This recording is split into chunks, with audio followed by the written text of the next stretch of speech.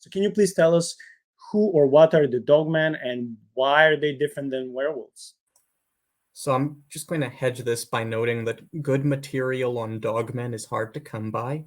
Um, there's some medieval, there's some Greek, there's some Inuit. There must be material elsewhere. Unfortunately, it is buried beneath mounds of crap, and I have not read it. Um, the Dogman, like the werewolf, is human. It's a human who turns into a wolf. The Dogman was never human in the first place. The Dogman is an entity that's half dog, half human. At least, like in the Greek context, it shows up as this wild tribe that lives in the distant reaches of Africa or India, where it has its own semi-humanoid civilization. Unfortunately, our Greek encounters aren't crazily in depth. There's some stuff in the medieval literature, but again, a lot of it not super in depth, and much of it romances. In an Inuit the Inuit are interesting. So the Inuit have this very important entity called Sedna. She has like dozens of other names. Like if you look her up, and I picked Sedna because I don't speak Inuktitut. And Inuit words are really, really hard to pronounce. They make Polish look like a cakewalk. But Sedna is this powerful spirit or goddess.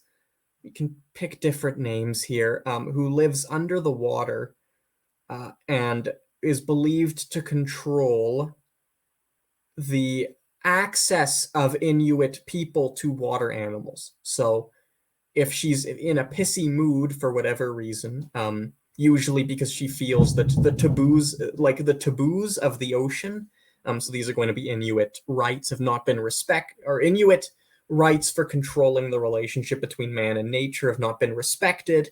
And if that happens, she will prevent the animals from swimming within reach of Inuit nets, and a shaman has to go down to placate her.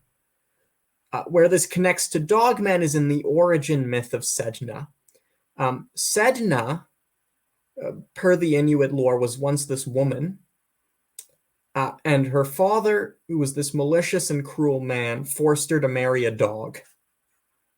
And then he puts her on this island, and she has sex with this dog. I'm sorry. I should have put a trigger warning there. This isn't a fun story, folks. If people don't like gore, I would mute for the next 5 to 10 minutes, because she gives birth to the Dogman, which, and then she also gives birth to the white man and other native tribes. It's not, as I said, not a fun myth.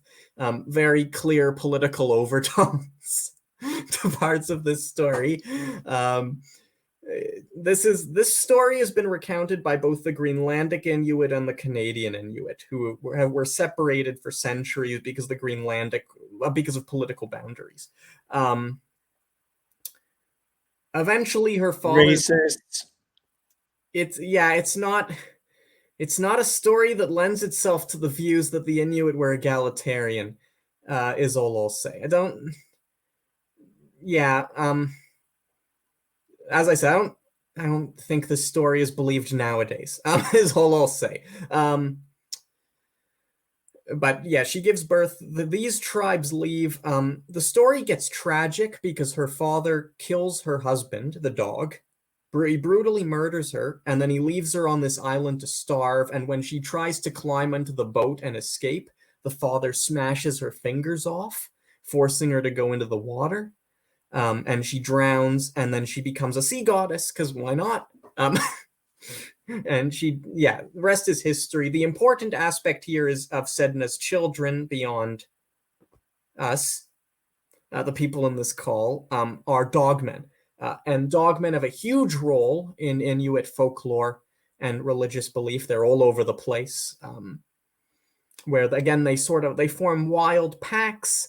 They're not evil in like a satanic, I'm going to plot your destruction sense, but they're not my best friends either, shall we say. Like, they're on the low end of entities you would want to meet.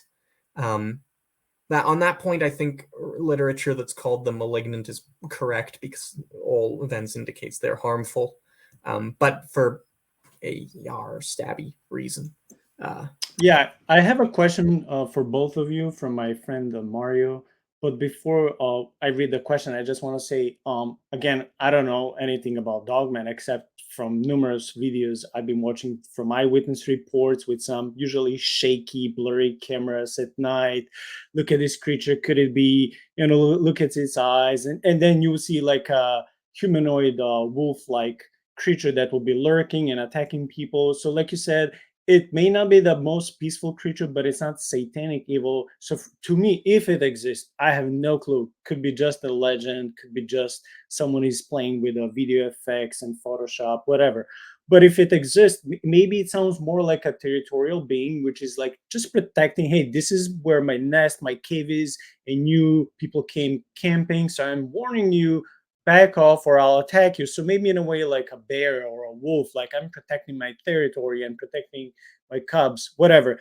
It sounds like that, but from what I understood is the main difference between werewolves and dogman is that a werewolf is a human, like you said, that is just transforming through whatever ways and means or rituals into a wolf-like creature for a short time being, and then returns to its humanoid shape, uh, while dogmen are 24/7. They're just these wolf-like creatures. They were never men, or even if they were, they're now permanently turned into dogmen or dog-like creatures.